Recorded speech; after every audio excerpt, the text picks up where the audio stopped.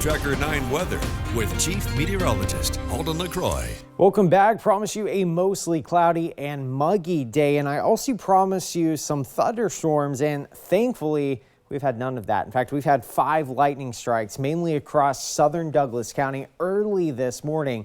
We really dodged a bullet on this one, as most of the thunderstorm activity, as expected though, was out across areas of Klamath Falls. But man, taking a live look towards Eugene, it looks like a cloudy fall-like day out there, but it does not feel like that by any means. Despite the cloud cover, we're still sitting at 87 degrees, and at times it kind of feels like the East Coast out there. Some air you can wear, as humidity right now is around the 50% range, which is pretty impressive for this late in the afternoon, this late in the season. That's more typical for the fall kind of winter months here in the Northwest. But man, temperature stuck in the 80s. And again, it's not a result of any cool air mass by any means. It's because we have so much moisture in the air, the temperature really can't make it up to 90 degrees, but it still feels like it out there. And we luckily kind of ditch the humidity tomorrow, and eventually some hot, dry conditions will start to move back in. So kind of reiterating things, we've had no lightning today with the exception of those 5 strikes down toward the Tiller area early this morning.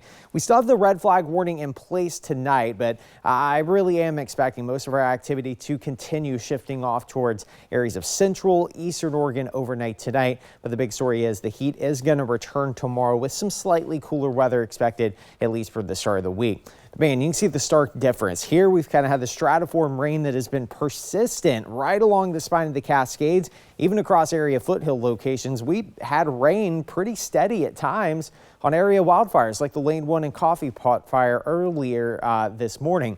But that being said, you can see the cluster of lightning out towards Lake County, and it's a little bit further east than we were expecting. But again, this region right here was the area that we were expecting thunderstorms in. Most of the activity late this evening is going to bubble up once again across areas of eastern Oregon. But for the most part, high pressure is shifting back off to the east, and we do have a shortwave trough that's expected to move through earlier this week, and that is going to shave the temperatures down just a little bit by Monday. That is not going to be the case tomorrow. If you like the summertime heat and dry heat, that is what we're going to get tomorrow. 93 degrees here across Eugene, and we're back into the mid-90s with patchy smoke up into areas of the foothills. So again, through the course of the evening, we're still expecting activity to continue out towards central eastern Oregon, but notice the sharp difference as we start to see the leading edge of this moisture exit the region by Sunday. We are expecting fog to remain out toward the Oregon coast throughout much of the day, but inland though, we are expected to see mainly sunny skies with temperatures warming back into the 90s. So how does the wildfire smoke look? Well, right now it's a little bit hazy for you folks down toward Roseburg, but for the most part,